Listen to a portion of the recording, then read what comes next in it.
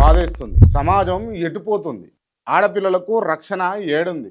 కన్నవారి కళ్ళల్లో ఆనందం నింపాల్సిన ఒక 12 ఏళ్ల చిన్నారి ఈరోజు ఆసుపత్రి బెడ్డుపై ప్రాణాలతో పోరాడుతుంది. ఖమ్మం నగరంలో జరిగిన ఈ ఘోరమైన ఘటన వింటే గుండె తరుక్కుపోతుంది. అసలు ఆ రాత్రి ఆ చిన్నారికి ఏమైంది? ఆ కీచకుడు ఆమెను ఎంతలా హింసించాడు? తెలంగాణలోని ఖమ్మం నగరంలో రాపర్తి నగర్లో ఈ దారుణం జరిగింది.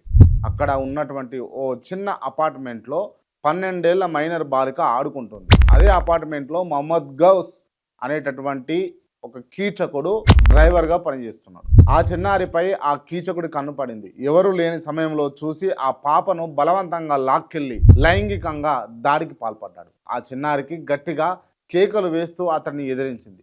కానీ ఆ పాప గట్టిగా అరుస్తుండడంతో తన పాపం ఎక్కడ బయటపడుతుందో అని ఆ నిందితుడు భయపడిపోయాడు. దారుణమైన విషయం ఏంటంటే ఆ చిన్నారిని చంపేయాలనే ఉద్దేశంతో ఆ అపార్ట్మెంట్ పై అంతస్తు నుండి అంటే టెర్రస్ నుండి కిందకు దూసేసిండు. అంత ఎత్తు నుండి కింద పాప పడడంతో వెన్నుపూస, పక్కటెంకలు, కాళ్ళు, చేతులు మొత్తం విరిగిపోయాయి. తీవ్రమైన రక్తస్రావంతో ఆ చిన్నారి స్పృహ కోల్పోయింది. మొదట ఆ పాప ఆడుకుంటూ ప్రమాదవశత్తు పైనుండి కింద పడిపోయింది అని కుటుంబ సభ్యులు భావించారు. వెంటనే ఆమెను ఆసుపత్రికి తరలించారు. కానీ 2 రోజుల తర్వాత ఆసుపత్రిలో చిన్నారికి స్పృహ వచ్చింది. స్పృహ రాగానే తను పడిన నరకాన్ని, మహమ్మద్ గౌస్ చేసినటువంటి దారుణాన్ని తల్లిదండ్రులకు ఏడుస్తూ చెప్పింది. దాంతో ఈ అమానుషం ప్రపంచానికి తెలిసింది. ప్రస్తుతం ఆ చిన్నారి తీవ్రమైన ఇబ్బందితో ఆసుపత్రిలో ఉంది. బాధితురాలి తల్లిదండ్రుల ఫిర్యాదు మేరకు ఖమ్మం 2 టౌన్ పోలీసులు వెంటనే స్పందించి నిందితుడిని మహమ్మద్ గౌస్ ను అరెస్ట్ చేస్తూ అతడిపై అత్యంత కఠినమైనటువంటి POCSO act and attempt to murder కేసులు కూడా